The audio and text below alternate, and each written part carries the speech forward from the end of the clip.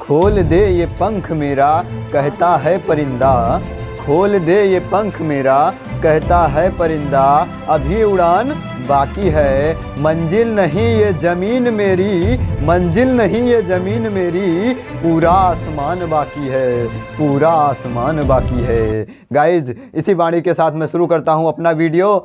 आज का टॉपिक है अंडाणु या ओभम। अब इससे पहले, इस चीज़ को पढ़ने से पहले आपको कुछ चीज़ें जानकारी होनी चाहिए। वो जानकारी क्या क्या चीज़ें होती हैं उसको समझ लेते हैं। जैसे कि एग्जांपल फॉर, जो ये अंडाणु होता है ये कहाँ पे बनता है और इसका कार्य क्या होता है और ये किस तरीके से इसके जो है इसमें निषेचन होता है, ये सब चीज़ें तो आपको जानकारी होनी चाहिए। अगर आपको इसके बारे में अधिक जानकारी चाहिए तो यहाँ आई बटन में लिंक दिया गया है, नहीं तो लिंक डिस्क्रिप्शन में दिया गया है, नहीं तो एंड स्क्रीन पर आपको वीडियो मिल जाएगी, क्लिक करके आप पूरी वीडियो देख लेना। इस वीडियो को देखने के बाद में इस वीडियो में देख लीजिए आपको क्या क्या चीज़ें बताने जा रहा हूँ। छोटी मोटी चीज़ें मैं बता देता हूं। जो अंडाणु होता है वो कहाँ पे बनता है? ओभम में बनता है। क्या किस में बनता है? ओवरी में। सॉरी गाइस, ये ओभम, इसको इंग्लिश में ही ओभम बोलते हैं, अंडाणु को इंग्लिश में ओभम बोलते हैं। ये बनता कहाँ है? ओवरी में बनता है। किसमें? ओवरी में। ओवरी में इसका निर्माण होता है। ये किसके दौरान निर्माण होता है? निषेचन के दौरान निर्माण होता है। किसके दौरान? निषेचन के दौरान। निषेचन के दौरान इसका निर्माण होता है। अब ये निर्माण होने पे जो है इसमें निषेचन होता है वो कहाँ पे होता है? फिलिपियन ट्यूब में होता है। कहाँ पे? फिलिपियन ट्यूब में होता है। किसमें? फिलिपियन ट्यूब में।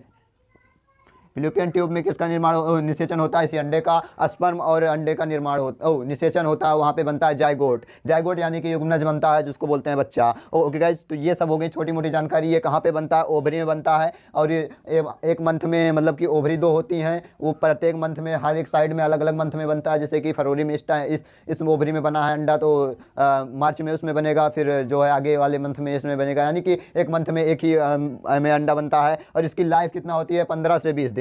कितना दिन होती है? 15 से 20 डेज। अगर 15 से 20 दिन के अंदर इस पे जो स्पर्म मिल जाएगा तो ये निषेचन करके जाइगोट बना लेगा, यानी कि भ्रूण बना लेगा। ओके गाइस, इसके बाद में जो होता है ये व्यर्थ हो जाता है, डेड हो जाता है और यहाँ धीरे धीरे निकलने लगता है। ये जिसे को बोलते हैं मासिक चक्र। तो किसकी वजह से? इसी की वजह से आता है मासिक चक्र। अब देखिए, बात करते हैं इसकी संरचना के बारे में। ये तो हो गई थोड़ी मोड़ी जानकारी। देखिए ये बना कैसे होता है इसके बारे में समझ लेते हैं। यानी कि जो अंडा होता है इसका निर्माण कैसे होता है, इसके ऊपर कौन कौन सी परतें होती हैं और इसकी संरचना क्या होती है उसके बारे में समझ लेते हैं। देखिए, आप समझते हैं इसकी संरचना। क्या संरचना?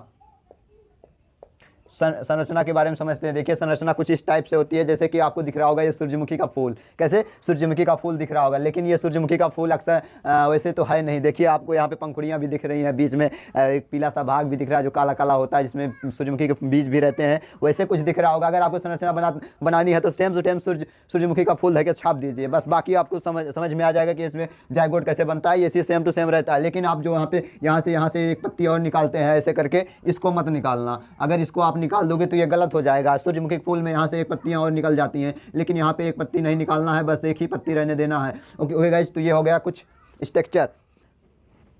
अब बात करते हैं इसमें क्या क्या चीज़ें होती है।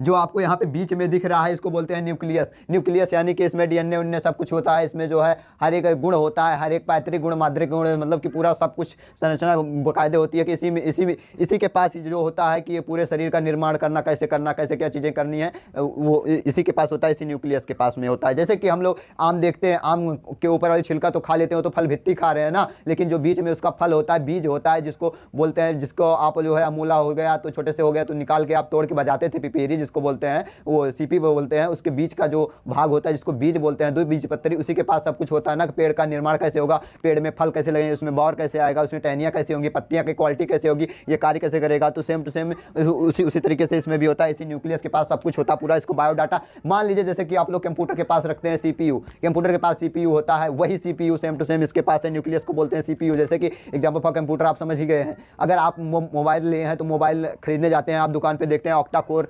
प्रोसेसर देखते हैं। प्रोसेसर क्या होता है? सीपीयू ही होता है। क्या होता है? सीपीयू होता है, मोबाइल में होता है। तो वैसे सेम टू सेम अगर ऑक्टा कोर होगा प्रोसेसर तो आप मल्टीपल चीज़ें चला सकते हैं, टू स्क्रीन भी चला सकते हैं और मल्टीपल चीज़ें 20 से काट के दूसरा भी चीज़ चला सकते हैं, 20 से काट के दूसरा, 3 मल्टीपल चीज़ें आप प्रयोग कर सकते हैं ऑक्टा कोर में। सेम टू सेम इसी तरीके से होता है। इसमें पूरा बायोडाटा रहता है कि आगे जो आने वाली संतान है उसका चेहरा मोहरा कैसे रहेगा, क्या क्या चीज़ें रहेंगी, इसी न्यूक्लियस में रहता है। अब इसके बाद में जो इसके बाहर वाली भित्ति होती है इसको क्या बोलते हैं? बाहर वाली भित्ति को बोलते हैं साइटोप्लाज्म, साइटोप्लाज्म होता है ये बाहर वाली भित्ति।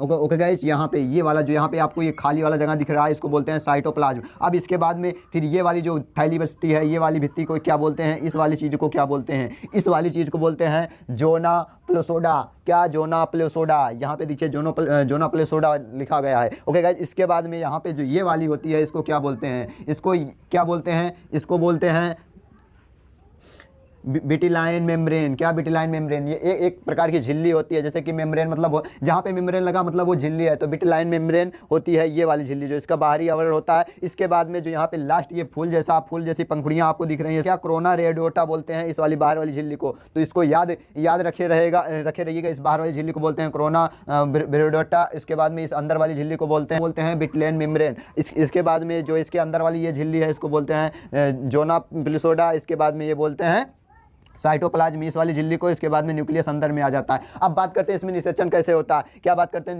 निषेचन यानी कि जब स्पर्म जाता है तो कैसे होता है।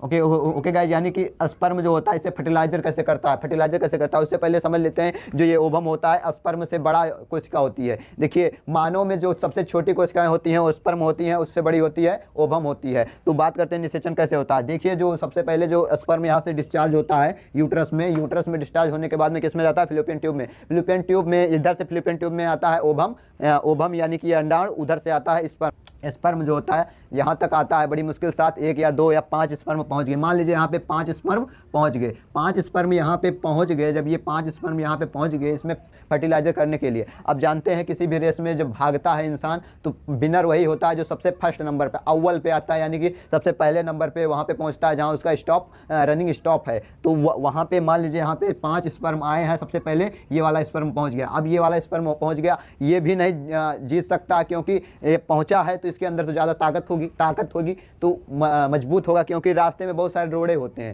होते हैं। कभी उसको फुर्सत से बताऊंगा कि क्या क्या चीज़ें कहाँ पे क्या चीज़ें स्पर्म बाजते हुए कहाँ तक ओवम के पास में आता है। तो यहाँ तक आएगा, यहाँ के आने के बाद में धाध है इस झिल्ली को तोड़ के घुस जाएगा यहाँ पे। अब देखिए ये झिल्ली जो ओवम होता है, ये ओवम की ये पहली बाहरी परत जो होती है वो बहुत सॉफ्ट होती है, एकदम नरम होती है, इतनी नरम होती है जैसे कि आप लोग, मैं कैसे बताऊं, स्वतः देखें ऐसे छूते हैं, स्पंज देखें ऐसे छूते हैं, ऐसे आप दबाते हैं दब जाता है, सेम टू सेम उसी तरीके से होता है। यहाँ पे आएगा गमदेश झिल्ली में घुस जाएगा। जैसे ये स्पर्म इसमें घुसता है ये पूरी झिल्ली एकदम टाइट हो जाती है, जैसे कि हम लोग सीमेंट होता है, सीमेंट एकदम खसखस होता है। अगर पानी मिला के 1 घंटे 2 घंटे 2.5 घंटे 3 घंटे 24 घंटे आप उसको छोड़ देते हैं तो वो स्पर्म क्या बोलते हैं, सॉरी गाइस, सीमेंट जो होता है टाइट हो जाता है, उसको आप हथौड़े से तोड़ना पड़ता है। तो सेम टू सेम इसमें भी होता है, जब स्पर्म इसमें घुस जाता है ये पूरी जो है बाहर की परत जो होती है एकदम टाइट हो जाती है, एकदम मोटी हो जाती है, एकदम ठोस हो जाती है, और बाहर के और बाकी जो पीछे स्पर्म थे वो सब यहाँ से लड़ के यहीं पे डिस्ट्रॉय हो जाते हैं। उसके बाद में ये स्पर्म आता है यहाँ न्यूक्लियस के पास, इसी न्यूक्लियस में आता है, रिएक्शन करता है। रिएक्शन क्या करता है, अभी हमने बताया था कि मादा से कितना जोड़ी आता है, कितना 22 मादा से आता है, 22 पुरुष से आता है। 22 नहीं, सॉरी गाइस, 22 नहीं आता है, 23 आता है। 23 मादा से आता है, 23 पुरुष से आता है, तभी तो 46 होगा, 46 हो जाएगा। फिर ये झुंझुना में हो जाएगा, किसमें 46 क्रोमोजोम मतलब कि 46 क्रोमोजोम हो जाएगा झुंझुना, चाहे बबुआ बने चाहे बबुनी।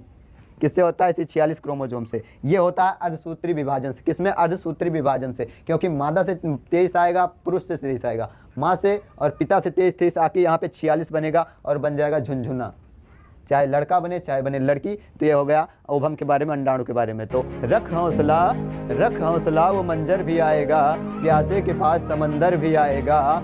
थक कर बैठना तू मंजिल के मुसाफिर, थक कर बैठना तू मंजिल के मुसाफिर।